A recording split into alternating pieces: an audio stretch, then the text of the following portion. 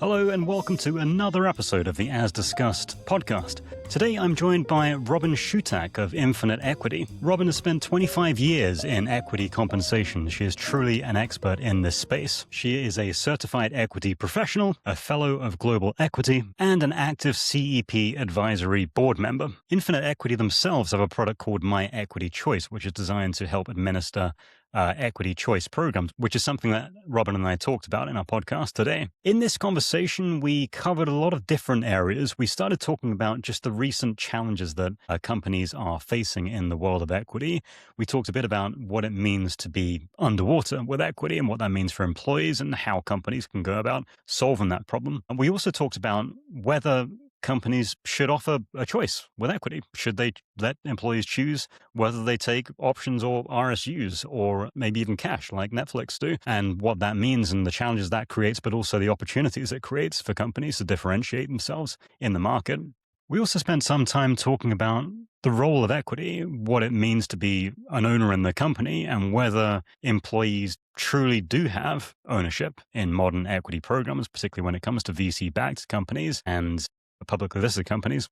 Finally, Robyn asked me a little bit about my next book coming up as well. So if you're interested to hear my thoughts on that and where I am in that process, stick around until the end of this podcast. So without further ado, I give you Robyn Shutak of Infinite Equity, and I hope you enjoy it. Robyn, nice to see you. How are you doing? I am doing great. And yourself, James? I'm doing well in a sweltering San Francisco. So let's see, what should we talk about today? So we're here to talk mostly about equity. You obviously have a ton of experience in the equity space. So I've been looking forward to this for a while because I'm going to absolutely mine you for information around equity. And I've got a feeling a lot of people will be very interested to learn a few things about the basics of equity and also about how you and your colleagues at Infinite Equity tackle client problems, because a lot of companies have challenges around equity right now, both in terms of the details, but also philosophically how equity gets used and to attract and retain people. So in that vein, I just want to open up by asking you, what are you seeing right now in the world of equity? What are the big challenges that companies are facing? Yes. So I think the workforce is different, and companies are seeing that employees are not staying as long as they used to. So how do we solve for that? An easy fix is around vesting schedules. So playing with vesting to then create an opportunity for people who are not staying in the workforce or at companies as long as they used to, in such a way that it delivers value more quickly. So we're seeing a lot of 1-year vesting schedules, 3-year vesting schedules, oftentimes with a reduction in the amount of equity being delivered. And that's to account for the more quickly delivered value of equity. So in my short answer here, vesting is an easy lever in which you can pull to make some creative adjustments to your programs, and also not have to go to any sort of extraordinary lengths to make a design change that fundamentally shifts your program. It's more of that quick fix with vesting, and that's because we are seeing a workforce that is much more mobile in terms of how long they stay and how long we're going to expect them to stay. So we want to react to that. We want to address that and recognize that maybe keeping people for 4 years with a longer vesting schedule isn't always the answer, because is that really motivational if people are only staying to just kind of rest and vest, if you will? Yeah, yeah. And I want to come back to that, like this the idea of equity as a retention mechanism. We'll come back to that in a second. Before we do, though, for the uninitiated, what is vesting? What does it mean? Why do people care about it? There's a lot of people out there, they get equity and they get told these words, and it's like a whole nother language. You know that phrase, if a lion could speak English, you still wouldn't understand it? I feel like it's the same with equity. So for people out there maybe unfamiliar with what that means, what exactly does that mean? And what is the difference between a 3-year vest and a 1-year vest and a 4-year vest? That's a really great question. And sorry to be remiss on just assuming everyone would understand what vesting is, but it's basically the time in which you get to earn the equity that's been granted to you. So, for example, if I start at a company and I'm given 1,000 shares at the time of hire, those shares are not they're not all mine at the time of grant. I have to earn them, and that typically comes with service. the time in which I'm employed with the company. And sometimes it's 4 years. Historically, it has been 4 years. What we're seeing now is something more like a 3 year, as I talked about, and sometimes a 2 year. The AI companies are getting very aggressive. They are Mm, even going to 1 year vesting and immediate vesting. So when we talk about vesting, it's just really the time in which you get to actually earn right. your shares, and you have to provide service to then earn your shares or your equity over time. Yeah. So the feels on the face of it, that seems like a good thing for employees. On the face of it, if you have to wait for 1 year instead of 4 years to earn that equity, then that feels like a gimme by the company. But I assume that comes with a downside, which is the value that they're actually awarding in those shorter vesting schedules. And that is true, but I'm curious what your thought is too. Is the perceived value of an award that's over 1 year time? So a grant of shares over 1 year. If I normally get 1,000 shares over a 4 year period of time, and in this case, maybe I get 200 or 300 less because we're not talking about a 4 year period cycle, but the value I get is It's quicker immediate. and Yeah. it's immediate. Exactly. What do you think about that? Because to me, perception can change in that dynamic. Hmm. There's a cynical side of me and a non-cynical side of me with this one. The cynical side of me says whenever I see shorter vesting schedules, that's a company trying to award fewer shares to its employees. And because there are, this has happened in the past in order to get away with lower grants. So, right, we're going to give you less, but don't worry, you're going to vest quicker. So, in the immediate term, it's a way to give fewer shares, but whilst also making it not seem as penalizing, right? It, yes, yes. And I appreciate that perspective. But also, when you talk about what our company's dealing with today, not only is it just that that move in types in terms of how people are being employed, current state, we've got, talent competition is intense, hiring cycles are fast, and employees might not stay that long. In that case, we need to kind of respond to the current market. And also, we have a lot of companies dealing with burn rate issues, Mm, and they need to address that. And the way to address that is perhaps by a reduced grant to right. accomplish some of those other goals, not only as it relates to just some of those that area that we spoke about on vesting. We're trying to accomplish other things there within that change in practice. Yeah. And the burn rate, that's that. So that's how much equity you're giving away. So companies have had to use a lot of equity to attract people, but that means that they're kind of burning through it. And boards don't like that. Boards don't like it when you're burning through equity really quickly. Yes, thank you for putting it in layman's terms. Absolutely. And we've seen a lot of that trying to manage that burn. And the way to manage that can be with that reduced value being delivered and more immediate. And so that's a way to kind of temper it, but also a way to maybe not have to reduce eligibility, because a lot of times when we're faced with some of these other challenges around dilution, how much we're diluting our pool of our shareholders out there, and also that burn, that the amount of shares that we're going through, we're having to think about how we can also impact our program, meaning from an eligibility perspective. And that can be challenging if we're granting broad-based equity, and then now all of a sudden we can't do that because we're faced with these other constraints. So this might be a way to sort of meet people in the middle and not have to take away eligibility. Right. Yeah, yeah. So you've got these factors. You've got the burn rate. You've got the value of the award. So the non cynical side of me wants to believe that companies recognize that trapping people to companies with vesting schedules is not a good means of retention. So I think there's a general view, and I think it's a wrong view, that equity retains people. But if you've got equity on the table, so we talked about the vesting schedules. If you're there, you're near one, you don't get all that equity if you leave tomorrow. And for that reason, you are more likely to stay with the company. And yes, all things being equal, you would be more likely to stay because you would lose out on that equity.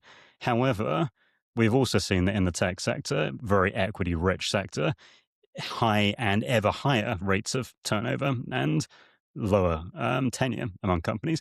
So there's not much evidence to say that equity does actually retain anyone. So the non-cynical side of me wants to believe that companies are recognizing that there's more value to creating owners quickly and letting them actually share a stake in the success of the company than there is in trying to golden handcuff them to stick around longer. Totally. I feel that a lot, and I'm aligned with it because I think vesting it really can influence behavior, but it rarely is the main reason that people stay. Why do you stay at a company? You stay because you're doing interesting work, you have career growth opportunities, you like the culture, the leadership, and overall compensation is important. But my perspective is that vesting may influence retention, but it doesn't it rarely creates it, is my opinion. I think it makes people think twice.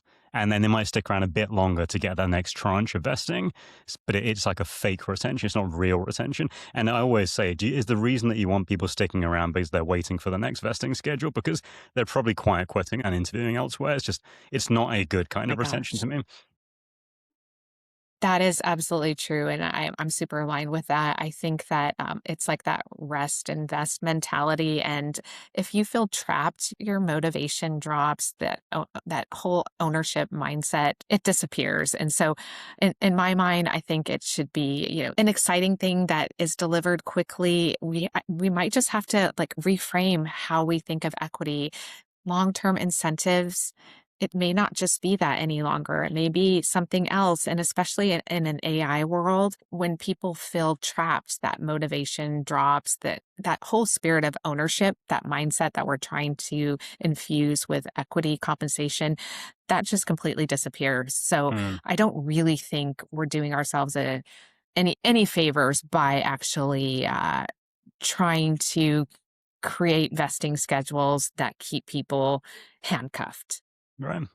And it's kind of like it's like almost like um, two messages in one. On the one hand, we want you to be an owner, think like an owner, act like an owner. This is the whole thing. Like you hear a lot of this in companies, act like an owner, but ownership mentality, entrepreneurial mindset.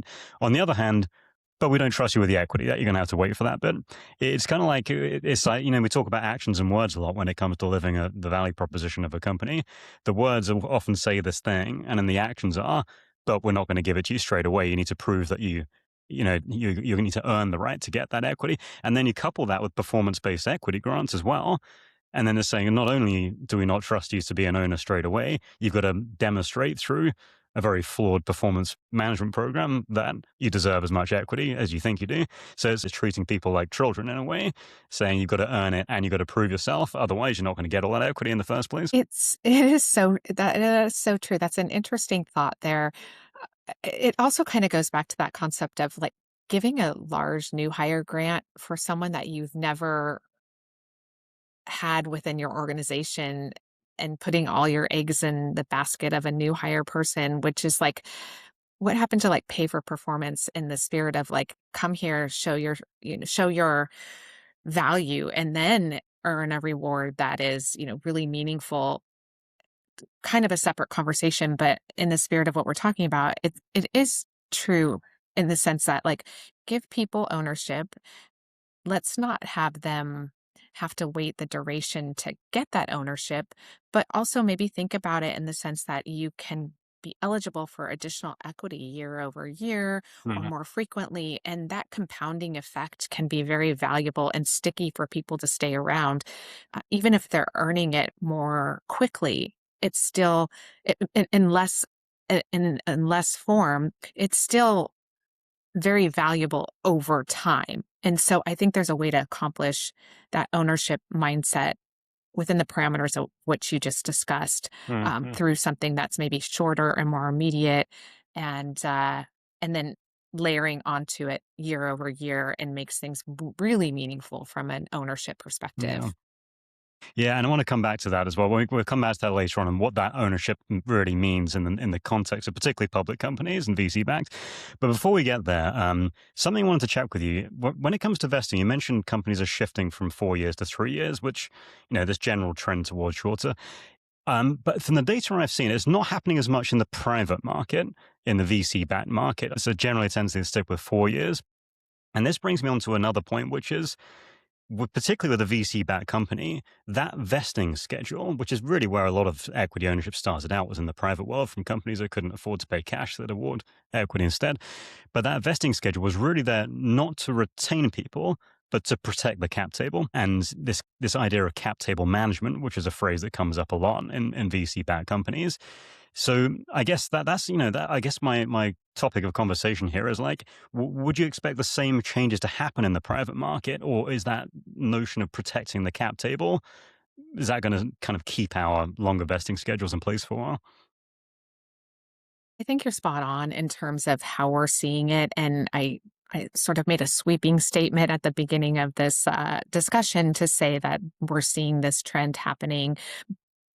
But what I should have said that it is really in the public market space. Private companies, to your point, a very different dynamic, and very much in line with what you said about how we want to structure the cap table in the spirit of vesting and how that aligns. And so, to your point, it's like that growing that growing with the cap table company mindset that is super powerful, and it aligns employees with the company performance.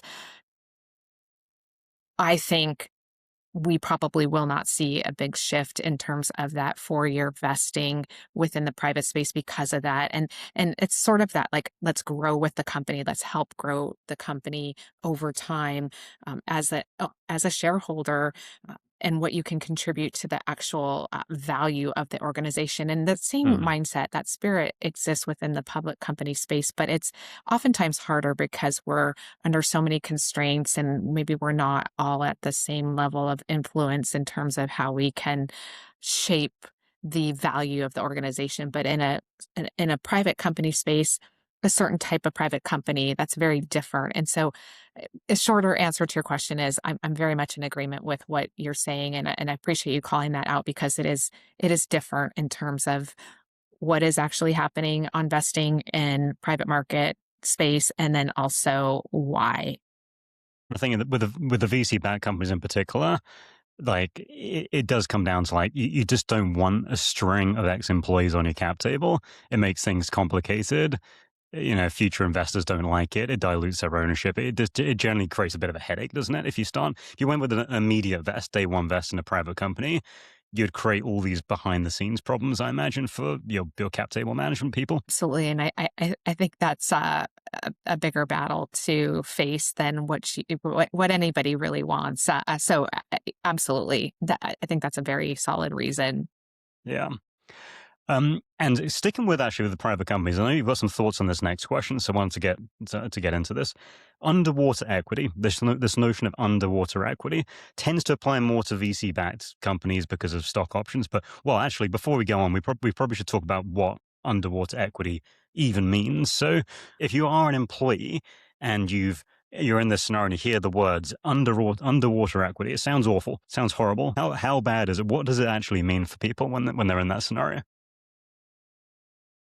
And when we talk about that, just to clarify, it could be either private or public f- market. Do you want to focus on one versus the other? Well, I think for employees, it probably applies more in the private because they receive stock options, but it also applies to executives, I assume, quite a lot in the public market as well. So, yeah, that's kind of where I was kind of excluding the executives from the conversation, but yeah, it applies to both. Sure. Sure. And I think, just to build on that a little bit, what we see too is exactly in the private market a lot, but also then in the public market space, where you have a lot of biotech or life sciences Mm. companies that still are continuing to grant options, just because that is the predominant vehicle there, and there's a lot of growth trajectory in many of those companies. So it does apply to both, but a little bit more spotty. Underwater just means your equity really doesn't have any value. So, for example, if you grant a stock option to an employee at $10 and the value of the company hasn't grown, and in fact, it's gone the opposite to, say, maybe $5 at the current price, your stock options are effectively underwater. You wouldn't buy a $10 stock option when the company is $5 in value or at your strike price. That just doesn't make sense. So in that case, they're not retentive. There's no value, and that's really demotivating for employees, and that can have a lot of implications for both the organization and then also for your people within the organization, from a company and an employee side. Yeah. So basically, you've given me a stock option. You said I could have bought it at say $5 a share. Now I know that equity is worth less than $5 a share, so it's literally worth nothing to me. That's the underwater scenario for me. Effectively, yep. And what actually happens is employees don't provide any sort of discount for underwater equity. They zero it out. It's just Right. not worth anything. It's not like a 20% discount in terms of like that value of that underwater equity. Mm, Those two don't even really go together, value and underwater. But like you could effectively say, well, it's only like 20% underwater. It's still sort of valuable to me. They just see it as like, this doesn't mean anything to me. And then there's like no retention value there. right. And equity in general as well. It is slightly more ephemeral in nature, obviously more than cash. There is, especially in the VC-backed market, but also in the public markets as well. Like you mentioned, biotechs. There is a bit of snake oil in this that employees immediately discount the perceived value because they know it's not really, real. It might be real, but it might not be real. You don't really know that for sure. So I think if you take that snake oil and then compound it with the word underwater, and then it's pretty easy for an employee to mentally just write that down to zero, right? Absolutely. A lot of times we say it's like that lottery ticket. So first of all, if it's underwater, that perception is just it this doesn't mean anything for me. I don't care about it. But then also it's like that lottery ticket mindset. Like I'm never going to see the value realized from this. And so in that case, I think that is so important because you then risk losing those builders of the companies that we're trying to create. And then you've got like equity not being that differentiator. And a lot of times at these private companies, equity is a significant part of compensation. We've sacrificed some salary potentially uh, to get more equity because that's an easier way for private companies to compensate employees. But then that differentiator is completely broken. And then you lose that ownership culture that you're looking to infuse within your organization. So you have a lot of problems that you're trying to overcome there. And that's hard. Yeah, yeah. Okay, so what do companies do? So if you've got a client that comes to you with underwater stock options, what are the possible courses of action, and what is the kind of approach that you recommend in those scenarios? There's a lot of different ways you can think about it. And more than anything, I think silence and not addressing it is not an answer. I think you have Mm, to get ahead of it and you have to share something because people will fill in the gaps invariably, right? Like if somebody doesn't tell me what's happening, then I'm going to make all kinds of assumptions. So I definitely think that the most important thing is to have conversations around the fact that the company is assessing the situation. We value equity as a part of our compensation, and may need to rethink our philosophy, and then go through the strategy of thinking through how far the equity is underwater within the certain grants that you have made historically. And so how far are these awards underwater as compared to maybe people who were newly hired, and how do we address this certain segment versus another segment? And then we look at potentially, okay, if we did do something around an option, repricing or an exchange, what would that mm, look like from a new vesting schedule perspective? Do we want to restart vesting to start some new mm, retention, or do we want to keep the vesting schedule, maybe reduce the value that we're delivering? There's a lot of different things that you can think about as you go through that strategy conversation and how to maybe remedy this within your organization. Maybe it's a one-time new grant. That can be Mm. another way to accomplish it. There's many different ways to go about it, but the one thing that I would caution is just to never not share that you're looking for ways to restore value and Mm. that you do not acknowledge the problem. Not that is never the answer. So to your point, you can't not say anything, right? You have to say something, and I think you made a good point. If you don't say anything, employees will make up their own story. Like, they don't take their silence as contentness. Like, silence is not golden when it comes to this kind of thing. If they're not talking, it probably means they've made an assumption. That assumption probably isn't a positive one. So I think doing something, some kind of dialogue, to your point, is really important to guard against that, and also to learn, I think, what they think about it. How big they perceive this as a problem.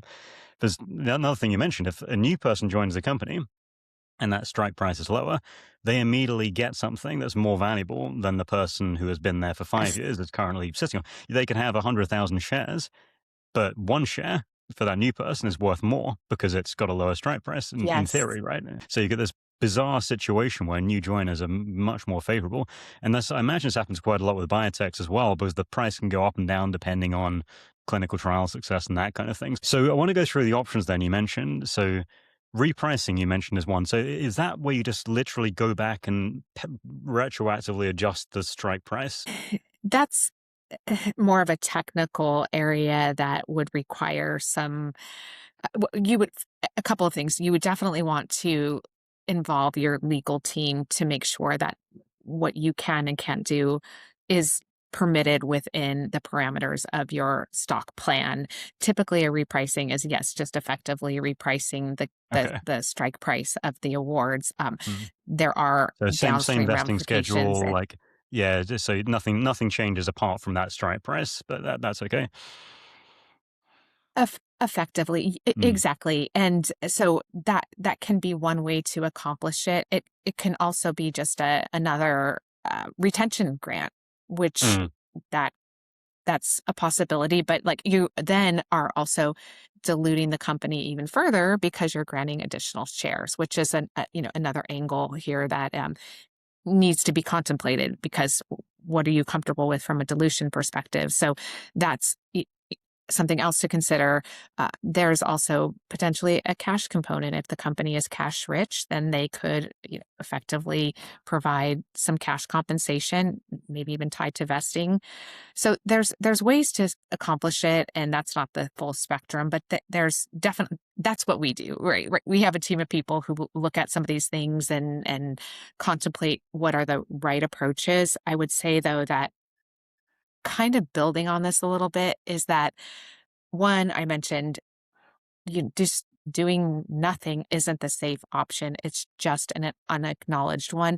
But then also, sometimes it's maybe uncomfortable, but not every uncomfortable number requires action. So, for example, like stock price is very volatile and the markets are very volatile. So, when we think about more of the public market, for example, and the universe of biotechs or life science companies that might be experiencing some challenges here, we hear SaaSmageddon, SaaS apocalypse. There's a lot of companies out there who are facing all of that volatility that are like, well, how do I respond to this?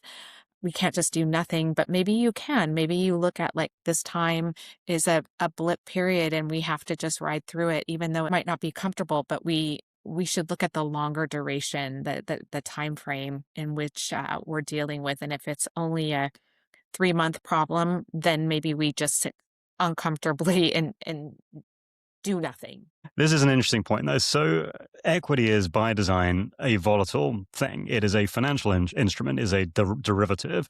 Its whole raison d'etre is to be volatile and unpredictable. That is the nature of what it is. If you want predictability, cash is the predictable thing. But the whole point of equity is exposure to noise in the value of your company. So, to some degree, you have to accept that a bit. You have to accept that stock goes down as well as up. And by awarding stock to employees, again, you're basically becoming to a degree of financial advisor, and it should come with that same warning. Stock can go down as well as up. Like, be aware of the risks that you're facing here. So I agree. There's some scenarios where you just have to explain to people, look, we gave you equity. You knew what it was, and hopefully the company does provide some education around what the risks are associated with that.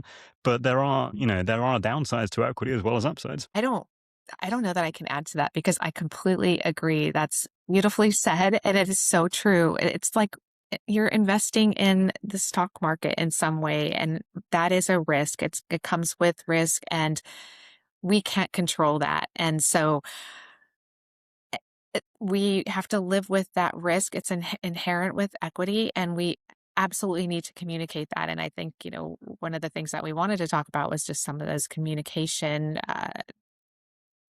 challenges and opportunities out there, but also just recognizing what you said, equity is volatile, but like, if we react, some of those changes that we might react upon can be difficult to unwind if they don't work. They're not always easy to implement. And so, yeah, it might just be better to just communicate up front that we're holding steady, and we'll give it time. Equity market is volatile, and we will make adjustments as we see fit in the future if it comes to that. But you're right. And it's kind of funny. Maybe I could go on a little bit of a tangent, but we see this a lot with ESPP programs, employee stock purchase programs. And if your audience isn't familiar with those, they're really great benefit programs that provide some real opportunities to become owners of the company through payroll contributions. And that's where employees have to actually elect into the program and contribute their own dollars. But what I was going to allude on this is that almost every time that the stock price is down within a company and there's an employee stock purchase plan, and these are public company programs mostly, Yeah. employees withdraw from the program because they freak out and think, oh my gosh, the stock's down, and I am worried that the value of my investment is no longer going to be what I thought it was.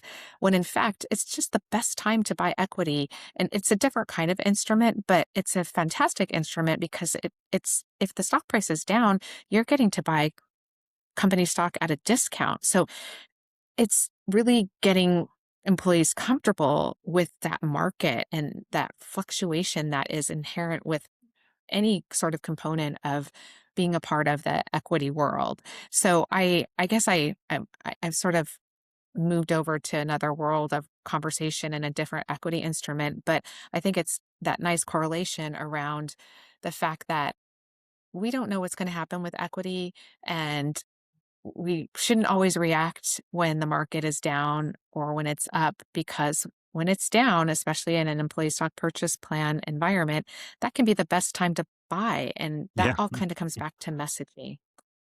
I'm a huge fan of the SPP, by the way. I think it's a great scheme, partly because there is no performance criteria around it. It is purely up to the individual as to whether they want to participate in this program, which makes it much healthier, I think, because it doesn't interfere with the performance. It means that if you want to be an owner in the company, you can be. If you don't, you don't have to be. But I do remember a colleague of mine, Scott Sands at Aon, he said that even if you have to borrow money to maximize the ESPP, you should.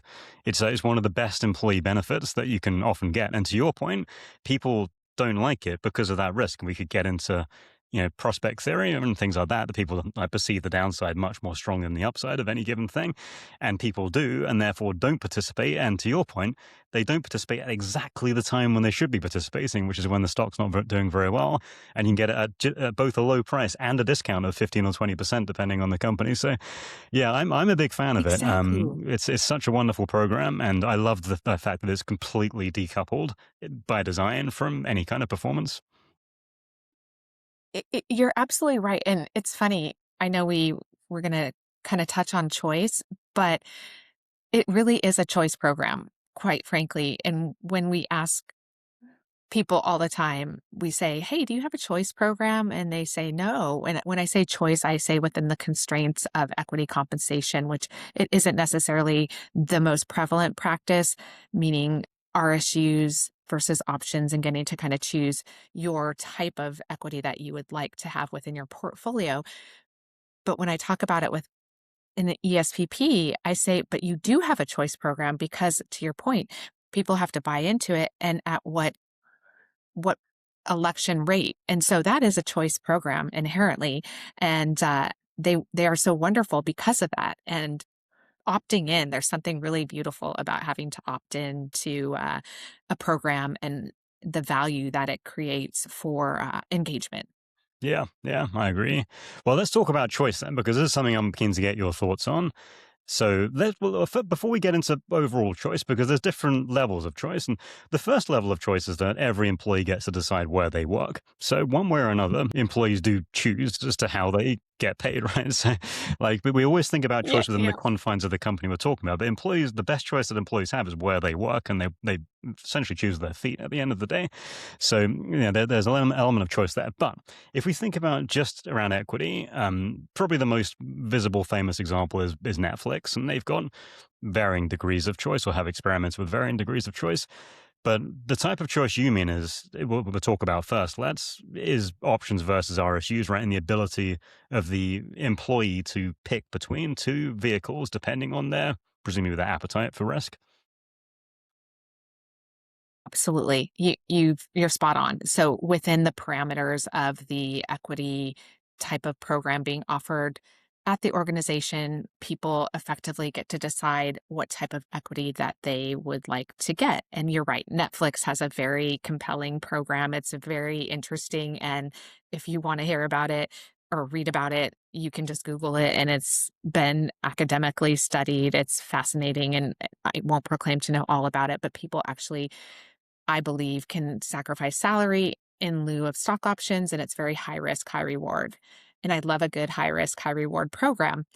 In the spirit of what I'm speaking about here is really just more of a traditional program, and it's not necessarily your new hire grant. It might be your annual refresh, mostly in the public space, and that would be a choice between typically some form of stock options and RSUs, and at some sort of blend and in tiers. So, like perhaps you get 50% options, 50% RSUs, and then it sort of goes up and down the chain. And that gives people a lot of variability in terms of how they want to structure their overall equity choice.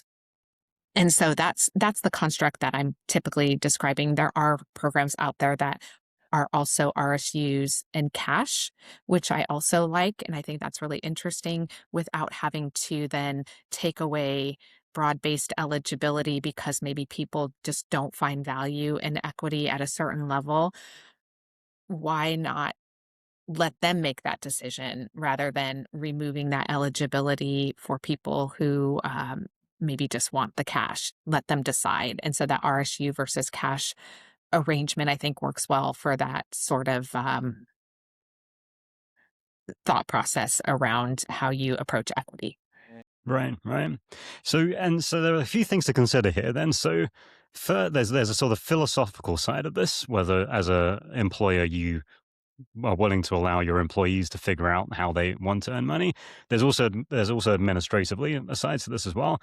So let's start with the administrative side of things. So I imagine a lot of equity professionals, if there are any listening, will look at the idea of equity choice and think this sounds like a massive headache. This is going to be so hard to administer.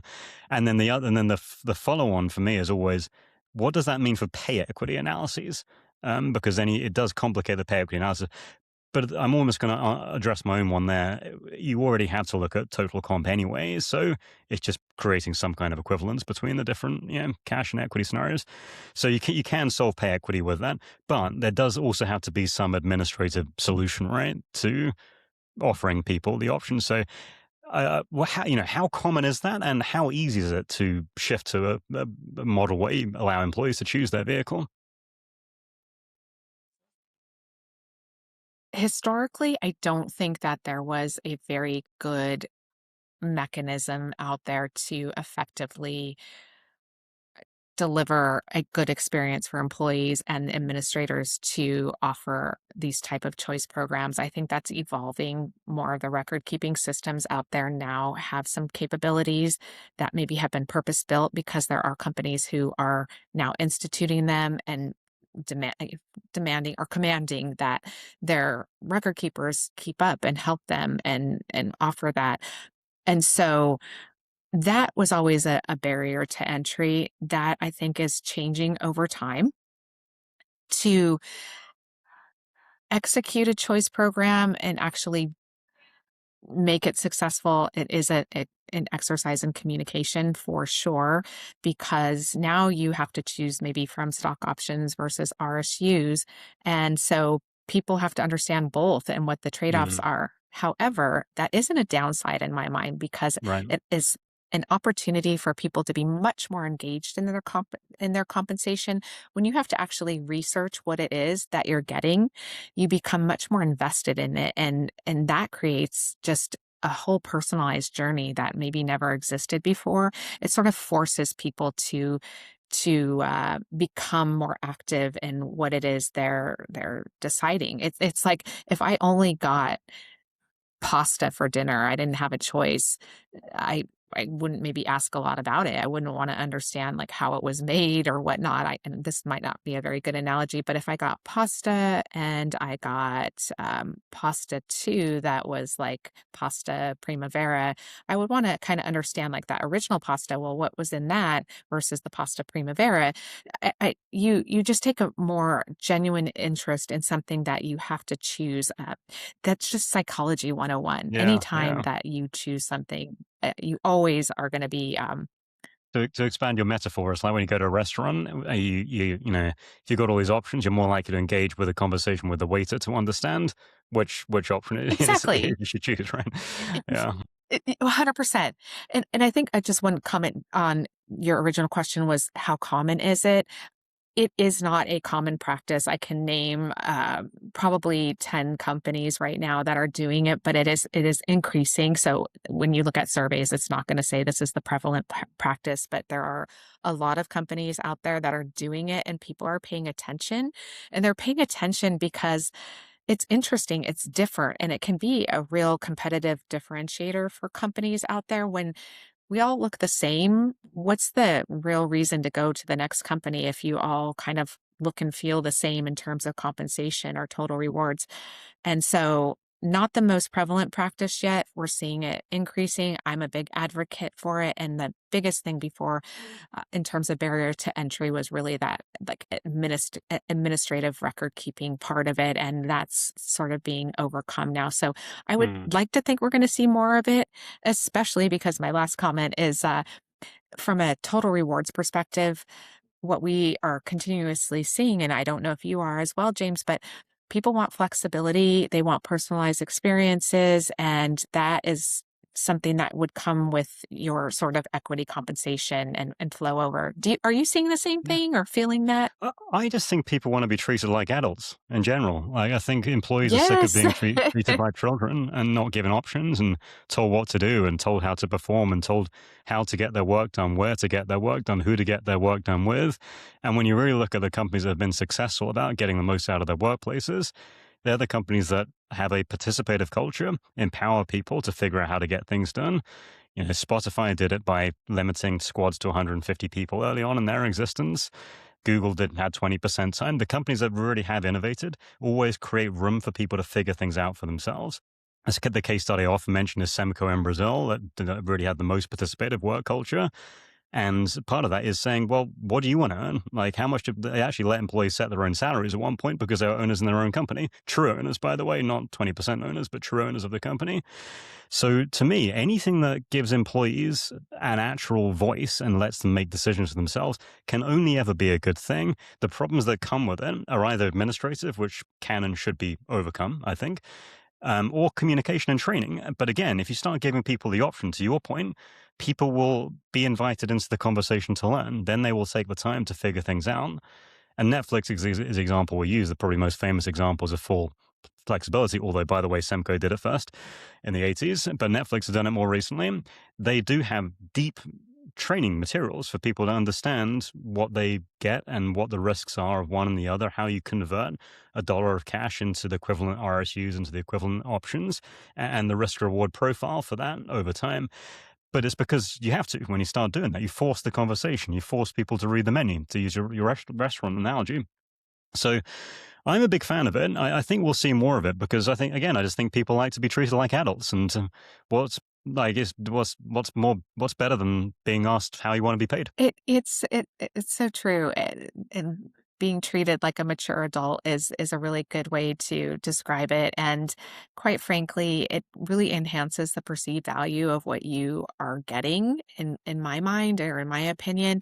And also, from a communications perspective, I think if you approach it in such a way, for example, if you are a couple of things, if you are introducing a new equity vehicle, say you've only granted stock options and people are familiar with stock options, and then you now want to introduce a choice program and you're going to give people the ability to um, choose RSUs. Well, then you go through your journey and you educate people on their stock options and their equity, this equity 101 on what stock options are, because that is something they're familiar with. So we have a refresh there. But then we have a separate conversation around RSUs. And this is a new form of equity for the company. And what does that Mm, actually look like? And you sort of take it in different layers of like learning. You bring in the RSUs, and then you have a more comprehensive training with the two and how are they different, and what that can look like, and do some allow people to do some modeling of trade-offs. What does this mean if I pick more options versus RSUs? And you have the ability to model that out as a participant. I think that can make all the difference. And one other component of that is just even the way that you require many companies require employees to onboard through lots of education, including maybe insider trading requirements, sexual harassment training. All of those things are onboarding activities that we all have to go through at most of the companies that we work for. Why not make this a part of your learning and development journey and a requirement before you can actually even buy into the program? You have to go through training about what it is and actually what equity is. And then you can be much more informed. And that just is treating people much more like they are the investors that we want them to be and the owners that we want them to be, rather than just passive recipients. And I think that's really powerful. mhm. Yeah, it's so true. And to your point, and this leads us nicely on to the general conversation of ownership and what that means for these companies, because um, again, like we hear this word a lot, ownership, and a lot of leaders, CEOs will say, "Think like an owner, act like an owner, be an entrepreneur." They'll say that, but then in practice, you don't really get to be an owner act, because if you were an owner, you would do things very, very differently. And you can be sure that owners wouldn't be filling out their own performance management reviews and things like that. They'd be doing whatever they deemed right to get the job done.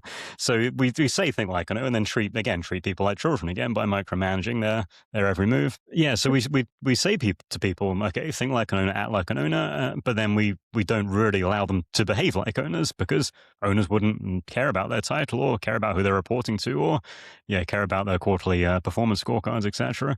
But for me, equity is one of these things. So we talk about equity as ownership, but at least for most VC backed and PLCs, the reality is that employees aren't owners, really, are they? Because even if all the employees got together and decided they wanted to do something, they still wouldn't amount to more than 20% of the voting rights of the company. The true owners are either outside investors, or in the case of VC-backed companies, or the founders, or institutional shareholders. And this is something I've been grappling with for a while, this idea of ownership. You can have ownership in a true employee-owned company, and those do exist. They just tend to be a bit quieter than the ones that make the news. Like Patagonia, I think, is a great example. But in the Right. public Yep. world, yeah, it's a wonderful example of an employee-owned participative work It is. culture. Yes. Yeah. So in that scenario, you are an owner. You can think like owner because you actually are an owner, and you have a vote, and all the people around you also share in that vote. So you do need to find consensus together. But what I've struggled with to reconcile is, how do you get people to really be owners when they're not really owners? Yes, they do get a piece of that pie, and that does fluctuate in value. So there is a value. So this is the problem I've been trying to reconcile. On the one hand, we want employees to think and act like owners, and we should, because people that think and act like owners do right by the company, right by their employees. They want to preserve the working environment that they're part of, and you get these wonderful circular behaviors and positivity because people want to protect that and keep it. However, in the typical PLC world, in the typical VC-backed world, it doesn't really allow employees to become true owners in the current model. And the last thought I'll have on this before I get your perspectives on just maybe like in the long term where we can take where this might be able to go in a slightly different direction. But Louis Kelso is someone I reference a lot because in the 60s he created the ESOP movement. Yeah, which I think Yep. is basically the principle was that you can't have people working on something that and the capital of which ends up in the hands of others, which is exactly what happens right now in PLCs, which I do believe is one of the reasons why you have such widespread disengagement. You've got a group of people working very, very hard. They've got their salaries, but the value they create, the capital they create, ends up in the hands of a few wealthy investors or funds in America, which means that you have this disconnect between the capital that's created and the people that create it. So Louis Kelso, what he posited is that you have to create a vehicle through which those employees can ultimately become the owners of that entirety of that capital. And we mentioned Patagonia. They have a similar principle as well, where the employees become the owners of the capital they create as well. And there are many other examples. It's just not that widespread at the moment. So I just wonder what are your perspectives on that? Is it as much of a problem as I make out, or and also what could be a different model of ownership and governance that might help get around that? There's something just really interesting about saying you're an owner in the company, and not to take us off track, but like the spirit of that is really powerful for people. And I understand what you're saying in terms of like, but wait, maybe this is the outcome and that's not all that favorable. But like the idea that we're all rowing in the same boat and we're working towards a mission, that's really powerful. And I think when we own something, we treat it very differently than when we rent something. Imagine renting a car versus owning a car, we treat it much differently. And so I think, to kind of go back to your point, equity really does work best when employees both understand that the upside part of it and the uncertainty. And there's a lot of risk to it. We talked about that volatility, and that's inherent with any sort of investment vehicle.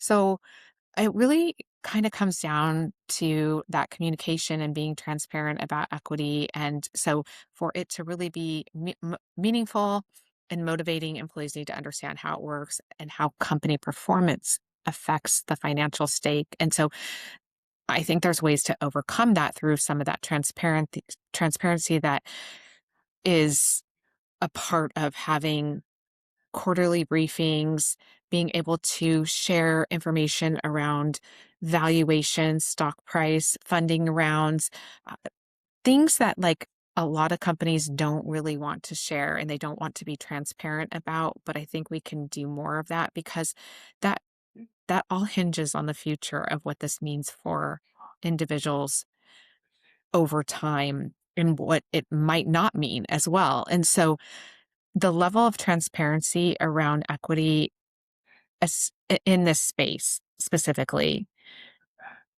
we not the same problem in the public space, but in this space is very different. And I don't think we've got it right. And I think there's more opportunity for us to do a lot more.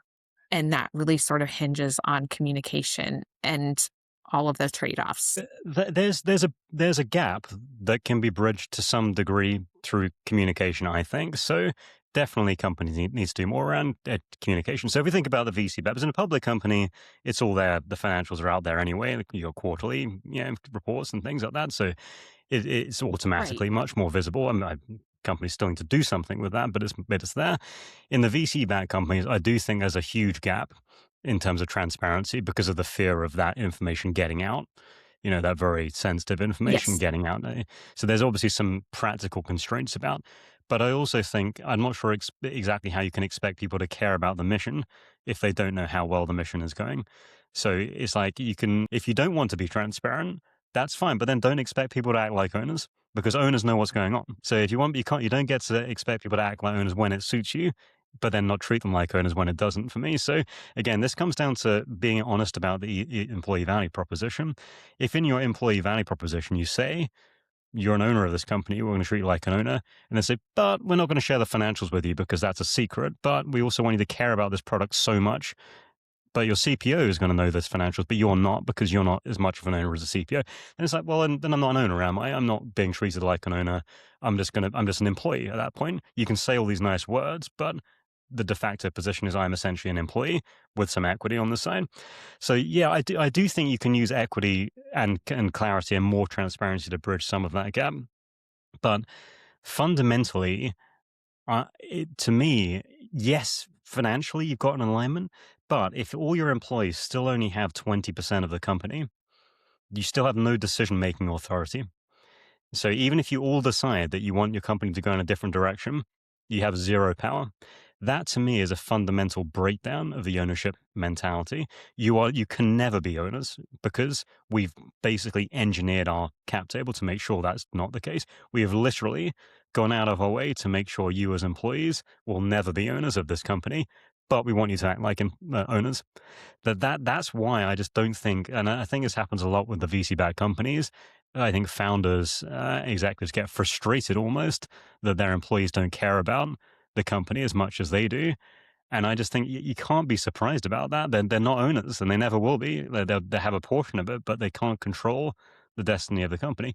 They might have a voice in it. You might be able to influence your CEO, but the reality is the CEO and institutional investors and outside investments and VC funds will have the controlling vote into the direction of the company. And that's why this VC-backed model has always got this fundamental hardwired problem when it comes to ownership as a concept.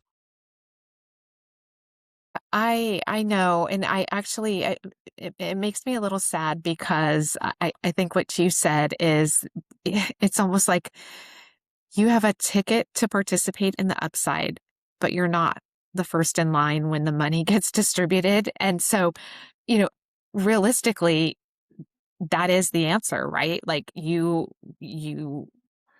not the first that is going to get paid, and that can be very demotivating. And I don't have a solve for that. I agree with you, and I think it's unfortunate. We can be the cheerleaders that we can, but the reality is, I think just kind of going back to what you said, um,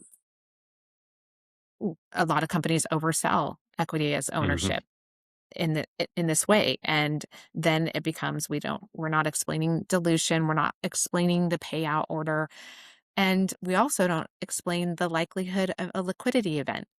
So therefore, people are again trying to make guesses around what this actually means for them, and so that really sort of creates those unrealistic expectations and all that confusion that we sort of talked about earlier and filling in the blanks. And I don't have a good answer on what the solve is, but I am in agreement that it, it there has to be a better way. Yeah. I mean, again, like it might be that we haven't seen it yet. It might be something on the horizon that does bridge Right. this gap. Yeah, So, I mean, there's something that's I have true. yeah, hopefully there is, because again, I just don't see it as sustainable the way that the capital is all flowing towards a small group of people while employees don't get to participate in that upside for the most part.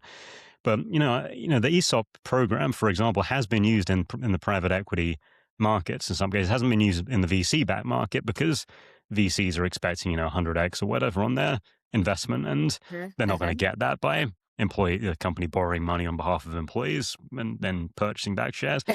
And also the VC back time horizon is very quick, fast burn. We know that most VC back companies don't survive in any real capacity. It's a very small selection that actually end up going public and staying independent as a company. But maybe there's something in between. Maybe there's a way to get the best of that VC backed money, that's speculative, very fast, high value cash wodge, but also have a route that allows for employee ownership should the circumstances allow for it. That's what I would like to explore. Um, some kind of exit ramp that involves employees being the one to get the thing that they're building, if the price is right, and maybe there's a sort of provisional agreement, a provisional pool that gets allocated to employees at a certain price, and VCs will accept that maybe they won't get 100x, but maybe they'll get 20x in exchange for selling it to employees rather than going for the IPO. Something like that. I don't know. It could be idealistic, but I'd love there to be a model where, these wonderful startups and that wonderful culture they have does actually result in a company that the employees themselves have a chance of owning in the long term. It's very I like the direction, very philosophical, and I think what you said is pretty beautiful in terms of like, yeah, maybe there is something out there that is unknown and we don't know what that answer is. And that's exciting because it hasn't been solved yet. And it is really hard for some really great companies out there that have a lot of opportunity and just never go public, and they don't have the ability to do any sort of a secondary.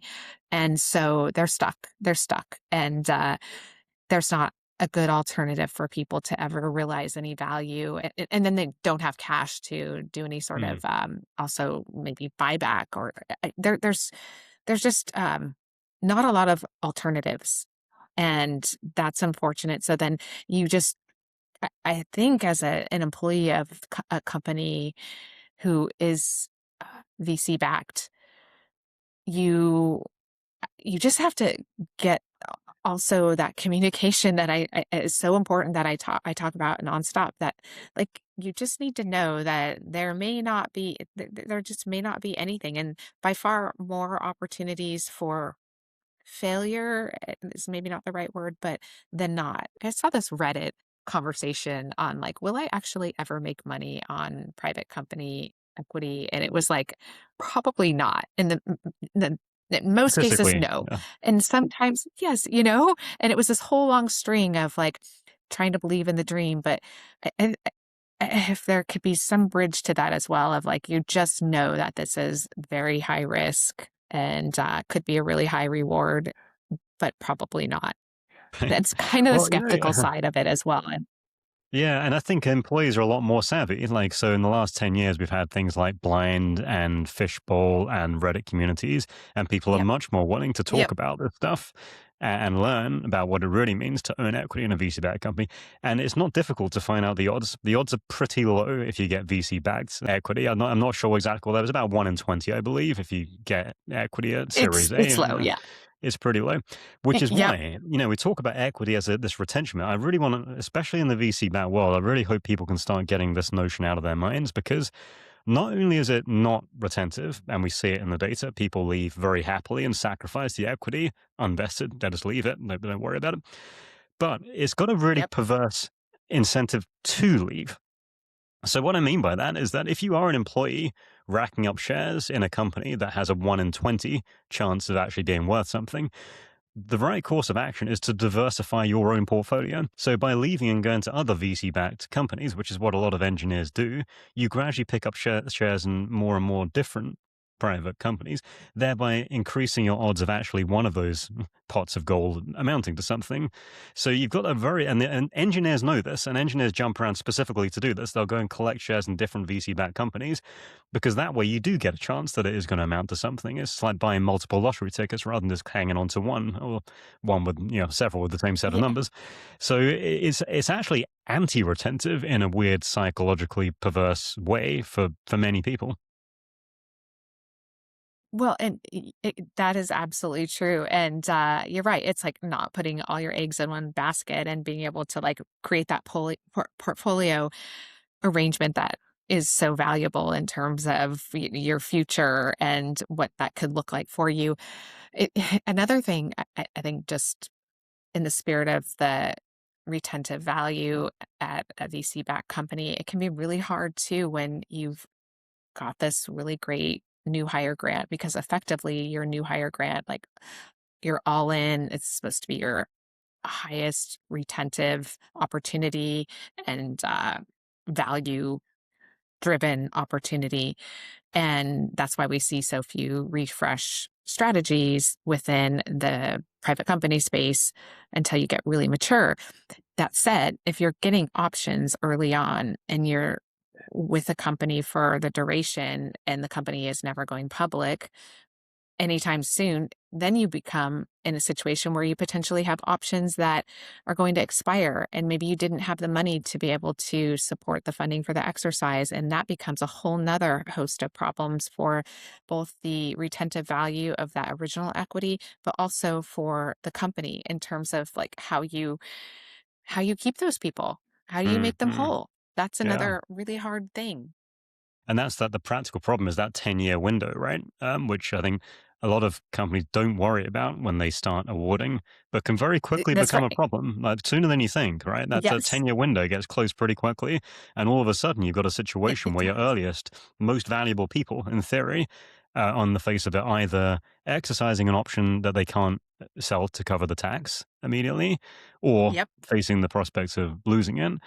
Um, but you do see there are some creative solutions to that, right? So sometimes companies will help fund that tax burden, right? I think we saw Stripe do this a few years ago when they went through a round of That's funding right. Yep. specifically, right, to cover that cost. Yep. In that case, though, you do you do have to have the cash, and you have to be Mm, much more cash rich to do that, and not every company has that, and so that can be a barrier as well, and not a fun problem to have to solve. So uh, you can also do a secondary, but you have to have the ability to be able to do that and the buy-in, and that doesn't always pan out either. And so exactly what you said, you then all of a sudden have company or employees coming in that are getting equity that has a much longer um, runway and maybe more valuable because effectively the people that were there forever that created the company, their options are going to expire and they don't really have anything that can be done about it. And potentially you could grant them a restricted stock arrangement at the value that they are maybe giving up, but then there's also downstream ramifications there. So right. it gets really tricky. And, Mm, and not to go on a tangent, but it just sort of goes back to like, how do we accomplish the right goals that align with where we are within our business life cycle, and it's and through ownership, and that's where things just get a little messy and it gets tricky. Maybe yeah. there's room for a lot more that we don't know. Well, it is interesting, isn't it? Like we asked it, how do we accomplish our business goals? That's what it comes down to. And if we chart the course of equity, at one point, it was used because there wasn't enough cash to pay people. So, it was used to compete Yep. in the Bay Area specifically, really. This is where it all kind of started, the epicenter of the equity boom. And the idea was that I think, I was talking to Dan Walter about this a few months ago. He pointed out that IBM was the place to be at one point, and to persuade people not to go to IBM, you couldn't compete with cash, but you could offer equity. So at that point, when IBM dominated the tech landscape, smaller companies would use equity to lure people away, and because they didn't have the cash. But now they do have the cash, don't they? Because you see the rounds of funding through VCs, they do have the cash, and actually the levels of cash are very comparable with public companies. So I guess my question is, how important even is equity anymore? Like, has the landscape even changed to the point where it's just not really a big deal? Why don't we just use the cash? Yeah. Yeah. Uh it's that like you're right. If there is cash plentiful, sure. There is that idea though, that dream that I think still carries over from just a rich history and like the pride and ownership that comes through equity, that I don't think even if there's cash out there that anybody can argue. It feels really nice and powerful to own equity in a company, and it might be all smoke and mirrors maybe when all is said and done, if you are cash rich and you can pay people in cash, but that it's like the American dream. I Right. I, Yeah, it I don't does. know. I I mean, don't that's think you can that's the get away beautiful from thing it. is it does echo the American dream using equity. Um, I feel Yeah. sometimes though maybe we there is definitely a cadre of people in a given company, particularly the engineers and the VPs and above, who probably do. But I also think there's quite a lot of people that don't necessarily subscribe to that as well. And to your point about optionalization, Right. it does make me wonder if more It- VC-backed companies should consider offering the choice to people, because particularly with rising costs of living and the floor of pay hasn't really kept pace with the cost of living and how much that's increased over the last few decades. Particularly with that, I'm sure there's a lot of people that would just say, I'd rather just have a bit more cash if that's an option, please. And it does make me wonder if we should maybe give up on this idea that everyone just should get equity. Just ask people, does everyone want equity, or would you rather just maybe have a bit more cash, and then we can protect our cap table just by not giving as much equity to as many people? It, you know, it kind of goes back to that conversation we had earlier when we were sort of talking about this idea today is Block. They are the company that I was referencing earlier. It's publicly disclosed. They introduced a program last year around choice, and they are public, but it was around RSUs and cash. And it was in many similarities to what you're talking about here. It's like, well, maybe I don't want equity, and if I don't want equity, I can choose cash, and maybe that is something that could bridge into the private market space and private companies where, you know what, if we are cash rich, if you want equity, you can choose equity, but giving people that choice, which we just don't, I've not perceived to have any clients or any sort of reference point of a company that actually has instituted that practice. But I think that model could be very similar anywhere. And it's really around economic empowerment is what their philosophy is. And I really believe in it. And I like it a lot because it really goes back to just what I was saying at the start of this is the the notion of not making decisions for people around eligibility, because then that becomes a friction point where you Mm, say, well, you're not eligible for equity because we can't afford to give you equity. So instead, we're going to give you the option to choose cash or equity. And that is much more adult like and person specific. So to your point, I think there's something to that, and maybe a way to bridge that gap through that choice that mm, comes with what we've sort of talked about throughout this conversation. yeah. Yeah, I hope we see more of it. I feel like it's been mooted for a while now, this idea of optionality and choice. And I do think the administrative hurdle is probably the main reason why it's not more commonplace. Um, so it's good to hear that there are solutions that companies could look at. But like you say, it's getting harder and harder to differentiate. A great way to do that is just to say you can choose. It is, and people pay attention to differentiation. I know I do. And here we are. We've talked about Netflix, Block, companies that are kind of creating the way, and whether it's the right way or not, whether it's working or not, at least they're doing something different, and people pay attention to different because different is interesting. We talk about Mm, it, and all the other things just don't always get that visibility that we want because they're just the same.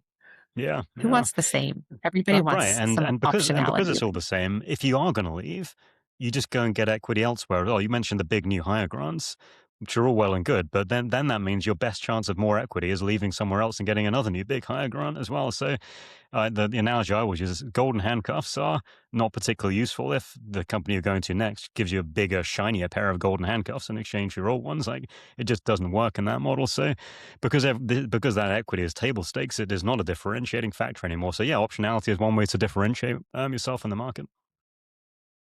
Absolutely. I couldn't agree. People keep chasing the next thing, and maybe the next thing is the more of that optionality rather than just like a higher new grant or new hire grant somewhere. There's this inspired me, this conversation, because I never really sort of thought about like, hey, maybe there's something that we don't even know about yet, which Right. Well, that's cool. yeah. That's interesting. Yeah. Hopefully there'll be something like, the Netflix is, the Netflix of the world are often the ones to innovate because, frankly, they can afford to. They're always going to be able to hire no matter what they do. So you get a lot of clients that say things like, "Oh, what are OpenAI doing? What are Netflix doing? What are Facebook?" They can do whatever they feel like. They're going to get applications from every direction, no matter what they do. So don't necessarily look to those companies as the north star of best practice because they can get away with a lot. But they do tend to be the ones that experiment with new ideas and new concepts, I think. And they get noticed. And I reference them all the time for all those reasons. It's just a hard pill to swallow for most companies because nobody really wants to be the first or try something different, and it's uncomfortable, and for all the reasons that change is uncomfortable. And everybody is always asking what is best practice, and I hate that question sometimes because I want it to be about you and what is important to you and your organization, not necessarily about what everybody else is doing. Starting there is just a bad place to be, I think. But I know it's just an inherent behavior of anyone, personality, company wise, and nobody wants to be the first, but you also don't want to be the last. Well, I had a little rant on LinkedIn the other day about best practice. I hate the expression best practice because it never means best Oh, practice, oh does my it? gosh. Yes. Yes, I Is it, I totally I is it, it doesn't even mean that. It just means average. What you're really asking is average practice. What you want to know is average, normal, lowest common denominator, least likely thing to get me fired practice. That's what you're really asking. So let's not call it best practice because best practice would be the one you've never heard of yet. By definition, if it was best, you wouldn't have heard about it yes. yet. So best practice is the one I'm going to tell you about that you've never heard of before. That's got the potential to be the best, but you don't know what best practice is. So the expression itself has always been so flawed in my mind. It drives me nuts when I hear people talk about best I practice. That's so funny. I did not plan that at all, but I completely remember your post the other day. I loved it, Right, and I agree with you completely. I know I commented on it, and I swore that I would not say level set in this conversation today right. It's so, when because you I spend a don't like career that either. hearing these things, it's so difficult not to pick up on those expressions, though, isn't it? It's so true. But I'm so glad that we, kind of are ending on this, like this best practice thought, because you're absolutely right. Best practice, that should be like the thing that like nobody's doing, and it's so interesting, and like we all want to do it, but like it's so misconstrued. I guess kind of in closing, we met not so long ago, but have developed a fast friendship and a mutual love for all of these things, equity, compensation. And that was a result of a book that I read that you published recently. And if you want to know more about my feelings about the book, you can look at my LinkedIn profile. I did post about it. Fantastic, excellent book. But what are you working on next? Because I can imagine that's the past and the future is the future. And you are James and you have lots of ambitions to do more. What's next? Yeah, well, the first thing is an audiobook version of What Pay Costs. So that hopefully will be ready soon. Okay. So that's the first thing. I was welcome, but now I've hopefully done with that. So the next thing is the next book I'm working on. Because what was interesting when I've published What Pay Costs, I was kind of bracing for the negative reaction because I'm essentially saying all the stuff that I've been selling and a lot of consultants sell and a lot of companies want to do is basically not achieving anything. Like all these compensation frameworks, all these salary bands, these merit cycle, these performance reviews, these bonus mechanisms. I was saying it doesn't really achieve anything. That was really the thesis of the book. Is there any evidence to say any of that stuff is helping anything anywhere? And my conclusion is, well, sometimes, yeah, with sales roles, you can use pay and performance and integrate the two, and you can create a healthy, performance-based culture that's got a healthy internal tension and competition and things. But for the most part, companies want smart, free-thinking, innovative knowledge workers. That's what companies now need the most to survive in this market, given the amount of competition in place and the ubiquity of AI tools. So everyone can be more efficient. That's easy these days. Just get more AI tools. But not every company can keep innovating in a way that gets them ahead of their competition. So My philosophy is that if you want to survive, you need to have a innovative, happy, engaged workforce that not only comes up with the ideas that are going to save you, but allows you to hear about them. What you don't want is a group of people that, one, don't bother, and two, when they do have a good idea, don't feel confident or respected enough to share that idea. And there's so many people out there that feel that way. They have great ideas. There's no point sharing it because I'll just get told no, or yeah, the CEO will just change their mind and do a different direction. That is not that is not a scenario that will create a successful company. So to answer your question, my next book is about how to create the conditions for that kind of company to exist. So I'm moving more away from pay. I talk about pay as the foundation to make that happen and what you do need to do with pay to get pay right and to stop people talking about it, basically. But it's more about how do you genuinely create the conditions to inspire people to do that work, to allow ideas to flourish, to allow collaboration to happen.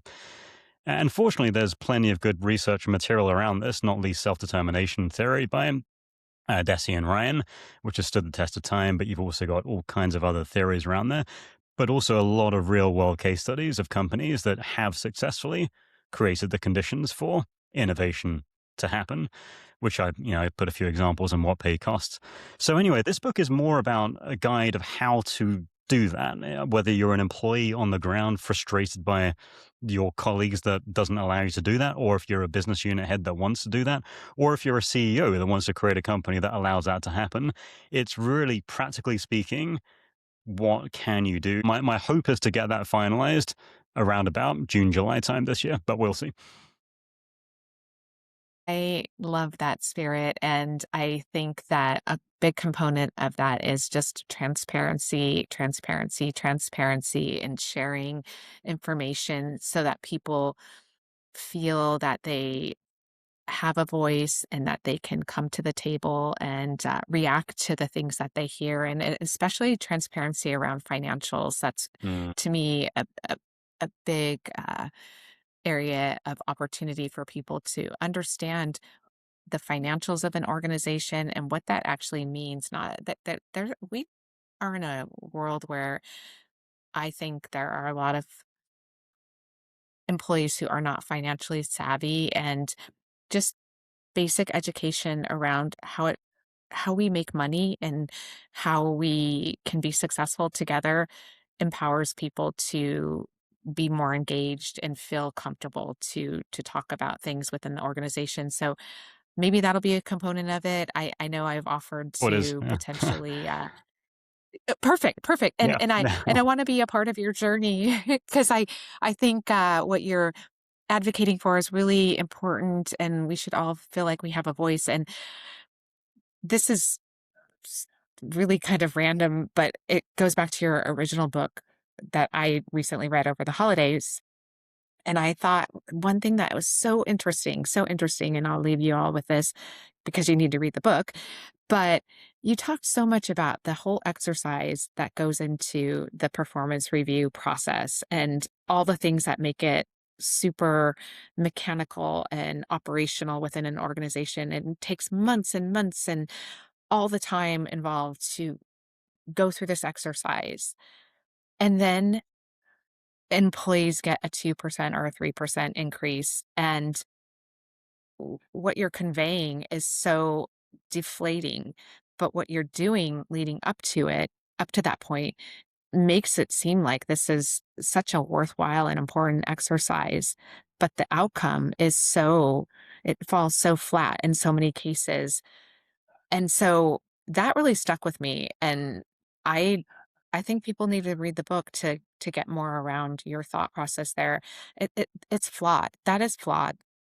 It is. It's just become so common. Everyone assumes it's the right way to do things, and there's also this underlying assumption that is interesting. We did a debate recently around pay for performance.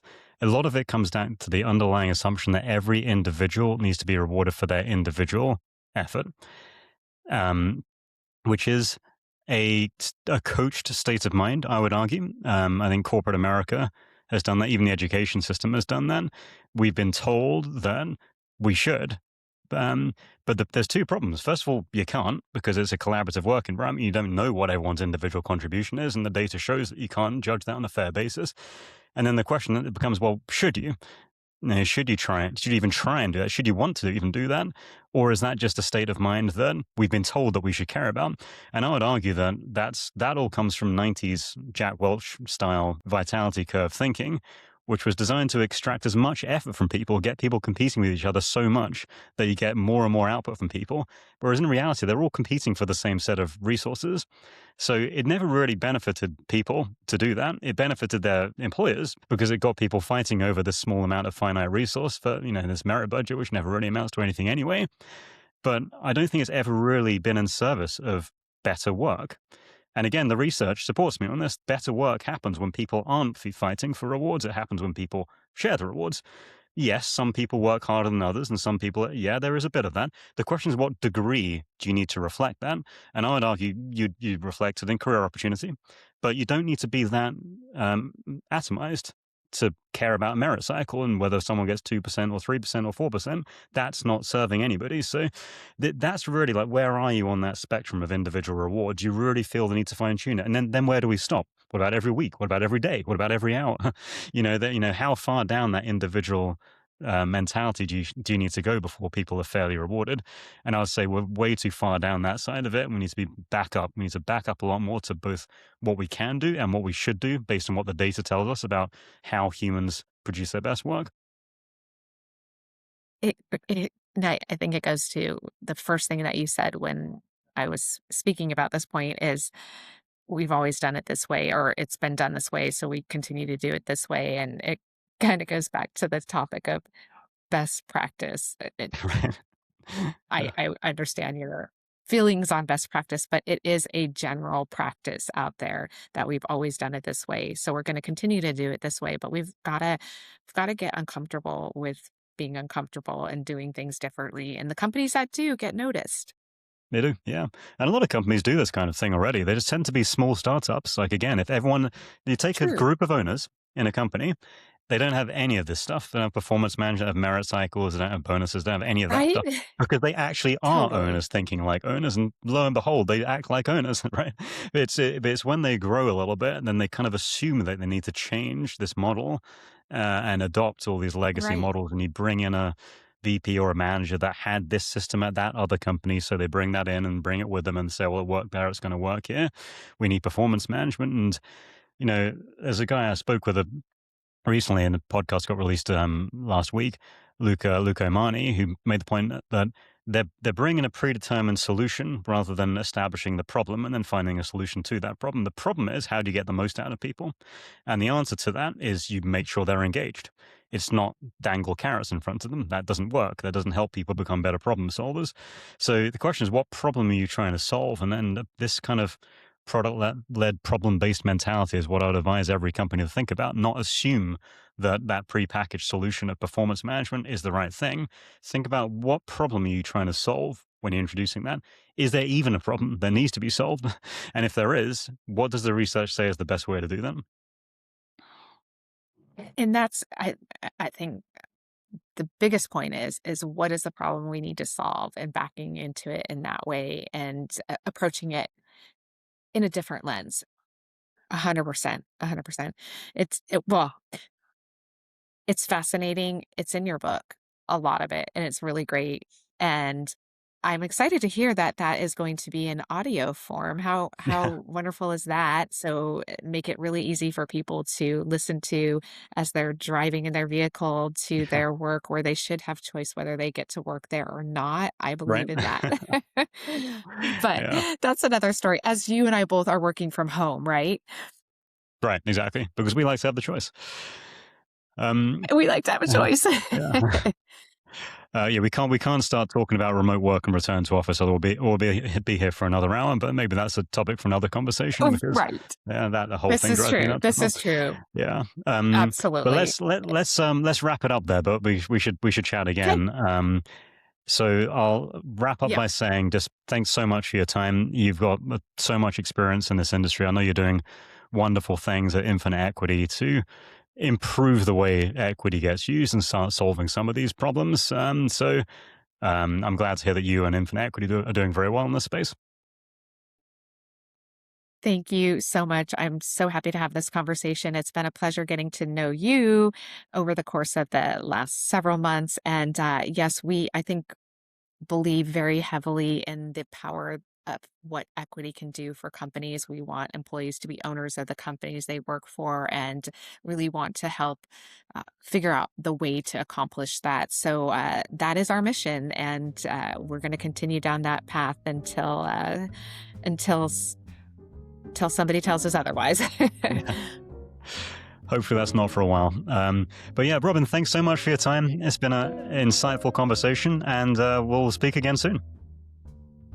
Yeah, wonderful. Thank Okay. you. Thank you, Thank you. James. Okay, bye.